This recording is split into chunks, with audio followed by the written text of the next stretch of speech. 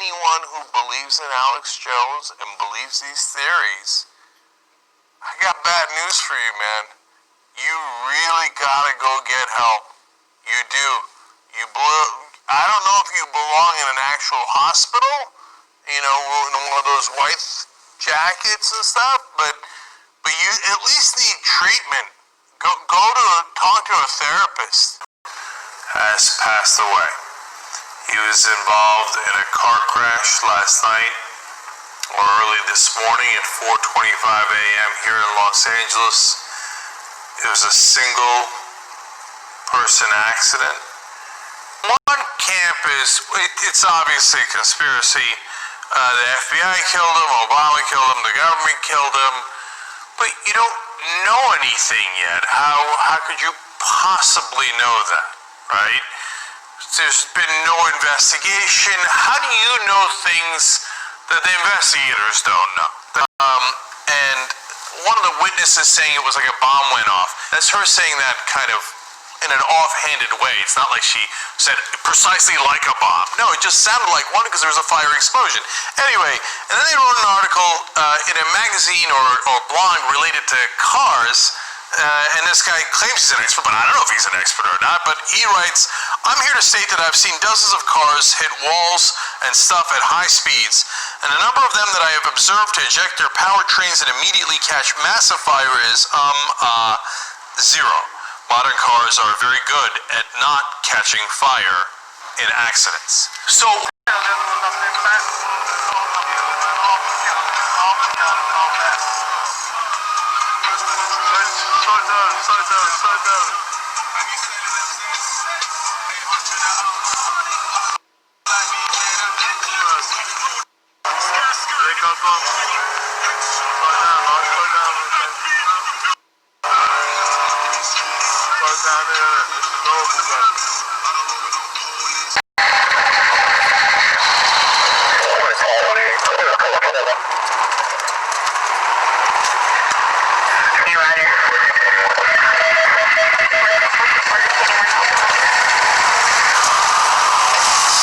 where's the driver? Is there anybody in there?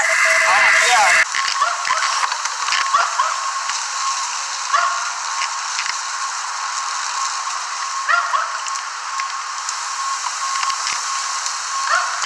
That's gonna blow.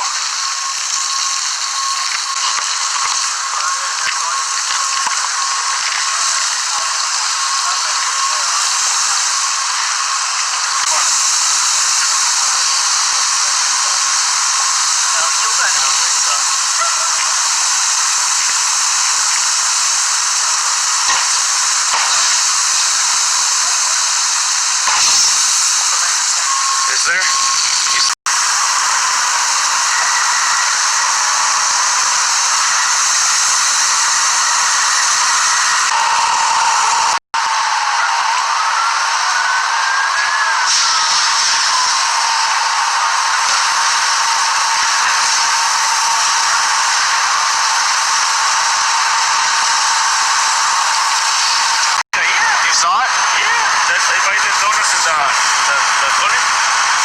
You saw the crash, or you saw him going fast? I understand a little bit English. Okay, what did you see? But he coming like 20, 100, all the car. He coming fast, not fast. So did you see him hit the tree? In the floor when coming to the island, like that, in the floor. And then what did you see? No, I don't know. I don't see the inside, the people inside, but I see only the car, but so much fire, when I keep coming there.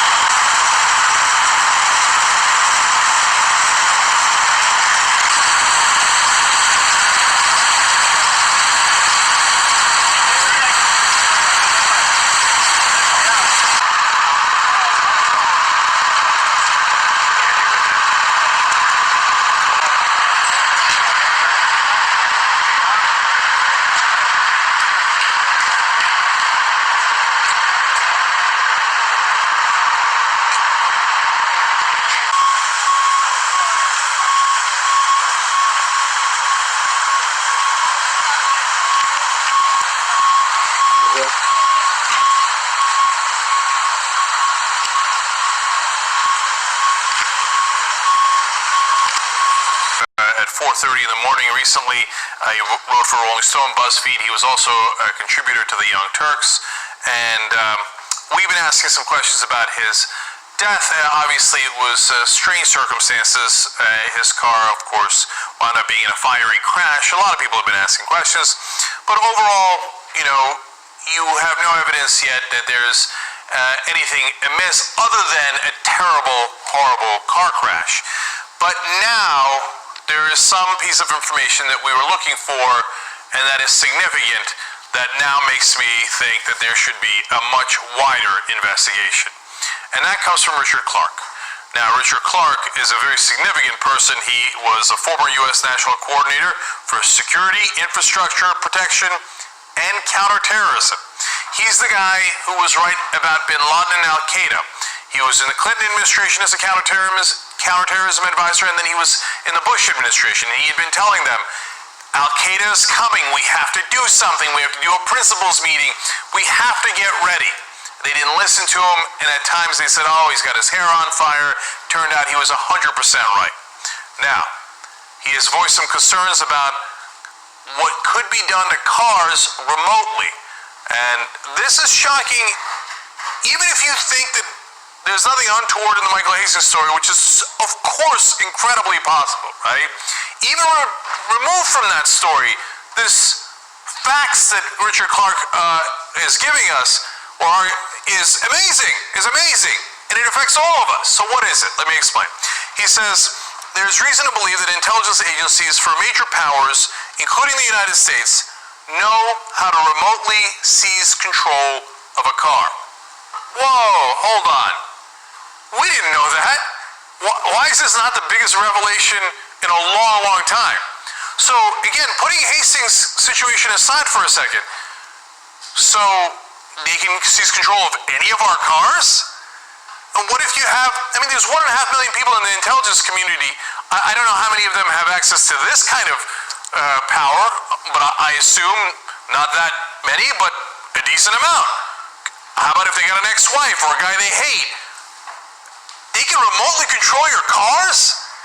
He continues, what has been revealed as a result of some research at universities is that it's relatively easy to hack your way into the control system of a car and do such things as cause acceleration when the driver doesn't want acceleration, to throw on brakes when the driver doesn't want the brakes on, to launch an airbag.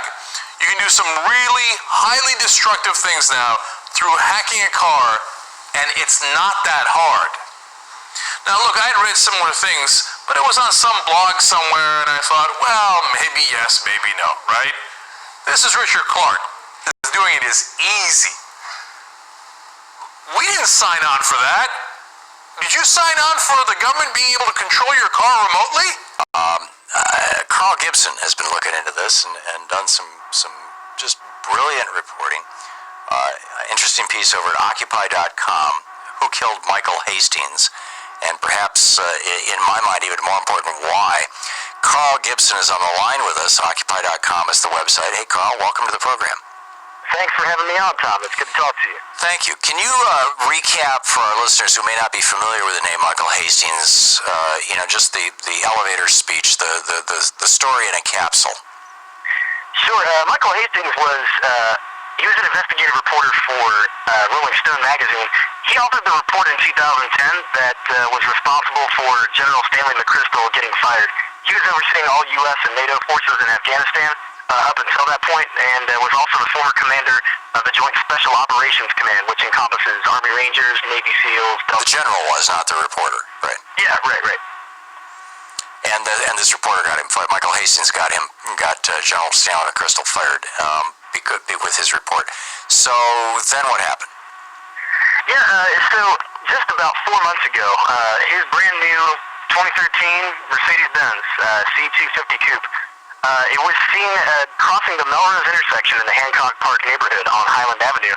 And a witness who saw the crash from beginning to end said it bounced 3 times, it accelerated rapidly, and slammed into a palm tree where it exploded almost on impact. And he said even first responders couldn't even approach the car for a while because it kept Hastings died in a fiery crash in Hollywood back in June. Police said it was an accident. But some security experts believe there may have been something more sinister going on, and researchers are worried that cars are now vulnerable to computer hackers. CBS 2's Branson is live in Hollywood with the story. Well, Pat, it is not just conspiracy theorists. A counterterrorism expert tells CBS 2 News we may never know what really happened in that crash. And now with so many cars controlled by multiple little computers and some controlled by an app on a smartphone, researchers say they're concerned about the vulnerability of computer-controlled cars. The fiery single-car crash that killed controversial journalist Michael Hastings in Hollywood raised questions about whether it was truly a tragic accident. Hastings most notably wrote pieces that brought down a military general, and recently former U.S. Coordinator for Security and Counterterrorism Richard Clarke claimed what evidence is available publicly is consistent with a car cyber attack. There is reason to believe that intelligence agencies from major powers, including the United States, know how to remotely seize control of a car. Even though the LAPD ruled the crash an accident, the Department of Defense says the Pentagon has explored remotely controlling cars by computer hacking. More questions. Yeah, it seems like this story, this is where we go, we get more questions. Let's now get a look at the 911 calls. We put the text. Now, we didn't receive the audio of these 911 calls, but they did send texts of a number of calls. Yes, they did. We're still requesting the audio. Is that not correct? Yes, we are still requesting the audio. They refused to send that out, but we'll respond to the story here on San Diego 6. And, you know, we continue to work on the story. It's a developing story still, and we're not going to stop. In fact, you're going to submit FOIA requests, or you already have to the federal authorities? We will be working with Judicial Watch here. It's a Washington-based group that's helping us out because they find this very odd. They want answers to this as well, and we're going to go after the Department of Justice, Eric Holder. We'll be going after CIA, DOD. Recently, we had that tweet from WikiLeaks, which was sent out shortly after his passing, which said that he had been in touch with a WikiLeaks attorney and indicated that he was being investigated by the FBI. We now also have an email that Michael Hastings said to a number of people, including the staff at BuzzFeed, where he was employed, and he also blind carbon copied the message to Staff Sergeant Joseph Biggs, who met Hastings in 2008 when he was embedded in his unit in Afghanistan. And the email said, "Hey, the feds are interviewing my close friends and associates. Perhaps, if the authorities arrive, BuzzFeed GQ, or HQ, may be wise to immediately request legal counsel before any conversations or interviews about our news gathering practices or related journalism issues. Also, I'm onto a big story and need to go off the radar for a bit. All the best. Hope to see you soon." Subsequent to this, the FBI also, in what is not really a common thing, the FBI doesn't often say something like this, the FBI said, "We were not investigating Michael Hastings." The Los Angeles police also said they found no evidence of foul play in his death. A lot of people continuing to email me saying, "I am missing the big picture. His engine was 100 feet from his car. We don't even know why he was driving 100 miles per hour at 4 a.m. It doesn't sound like him." It's circumstantial, and there are certainly aspects to this that are unanswered. That does not mean there was a conspiracy. I think that what is a possibility that I would believe is not that he was killed by the FBI, but rather that he clearly thought he was being surveilled. Multiplying today about the mysterious death of award-winning journalist Michael Hastings. Hastings is best known for a Rolling Stone article that led to the resignation of Afghanistan Commander General Stanley McChrystal. Last week, Hastings was killed in a high-speed one-car crash. Immediately, his friends started raising questions about whether this was really an accident, as police quickly ruled. Then yesterday, we learned that hours before his death, Hastings sent a cryptic email to his friends and associates saying that the feds were investigating him and that he was on to a big story. Sergeant Joe Biggs is one of the friends who received that chilling email, and he joins us live. Sergeant, thank you for being here and thank you for your service. So you knew Michael Hastings, and I know that this raised alarm bells for you when you heard that he was killed. Why do you question whether this was truly an accident? It's the fact, the way that other times that we've spoken before, and this email I got, it was just very panicked, and it didn't seem like something normally we would talk about. And I just felt a gut feeling, something didn't feel right. But the police say it's an accident. They looked into it. They said, look, he was driving fast. It was 4:30 in the morning. It was dark. Lost control of the car, went through a red light, hit a tree. Well, his friends and family, they know him. Everyone says he drives like a grandma. So that right there doesn't seem like something that he would be doing. I mean, he had a lot of friends and family that cared about him. He had a good life to live. There's no way he would be acting erratic like that and driving that out of control. What do you think is going on here? I mean, because we talked about this a couple of times just because it's getting so much attention on the internet, and people who are close to Mr. Hastings are still raising questions about the LAPD and their conclusions that this was an accident. What is the alternate theory, that he was murdered, that he was intentionally targeted by someone? I don't know that. I just know that from the email to hours later dying, it's just not a coincidence like that. Things don't add up. There's a lot of questions that need to be answered. I contacted by email Mercedes today, asked them if it's normal for their cars to blow up to that extent, for if the engines fly out on a normal basis. I mean, these are the real questions we need to ask. And what of obviously he was investigating a couple of high-profile cases. He was looking into, he said, Jill Kelly, who was connected with the whole David Petraeus and General Clark. Go ahead. His wife today said that that's definitely not true, that he was investigating into Jill Kelly. Michael Hastings' wife says he was not investigating that. Yes. Okay. Well, what was he investigating, as far as you know, that would have caused any consternation whatsoever by someone? CIA, but from what he said, or one of the things he said is it was going to be the biggest story yet. You know how people are going to react to this. They're going to say the tinfoil hat people think the government killed this journalist by taking over his car, doing something to his car, and the other people are going to say, there are people who are going to say that's nuts. Your thoughts?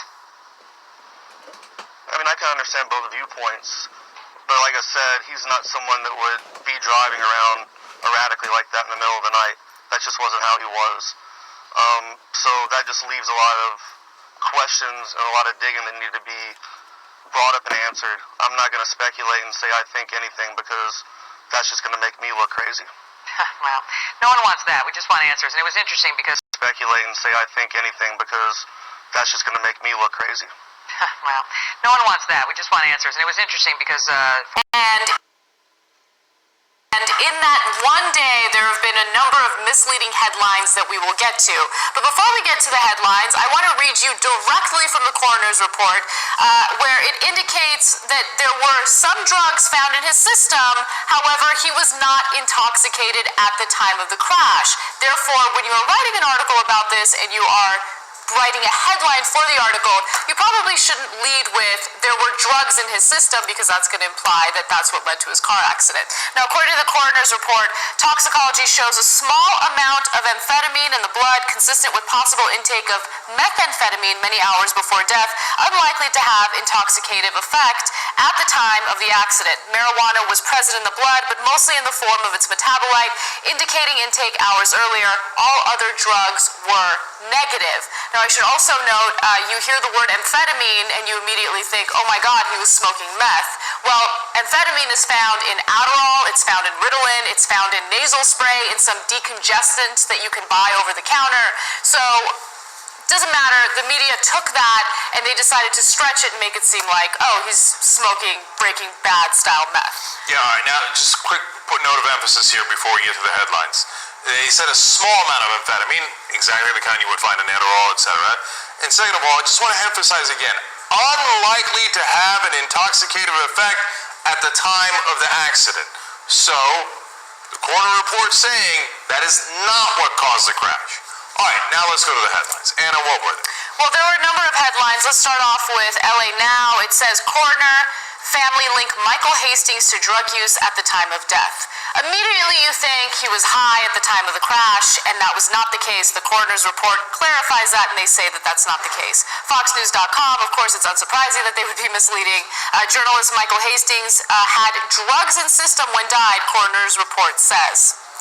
Mail Online, which by the way is very tabloidy, so I don't expect much from them either. Journalist Michael Hastings had traces of drugs in his system at the time of his fatal car crash. Another outlet says autopsy found traces of drugs after Michael Hastings' death. Huffington Post even had a headline similar to that. Michael Hastings had relapsed into drug use at the time of his death, coroner says. Before you keep going, let's just read two important things. These are not sentences that we picked up in the middle of the story, where it would be fair to say, look, among the different things that happened, they noticed trace amounts of this, of pot, etc. in his system, and maybe something related to, it's amphetamine for whatever it's related to, right? These are the headlines. This is what happened, and remember that most people only read the headline. They don't even read the story, right? So every headline they see is drug addict, drugs, it was drugs in his system, etc. And in the Huffington Post one, not to pick on them, as you can see, they're all doing it wrong. They say that he had relapsed into drug use at the time of his death. No, not at the specific time of his death. So yes, there are issues like a family member saying he'd done drugs and that they were trying to do an intervention, etc. But it wasn't what led to his accident. When you write the story about what happened at the accident and you say, well, he was doing drugs at some point in the general vicinity of his life, well, you're giving a misleading headline. Yes. Now, could those drugs have affected him?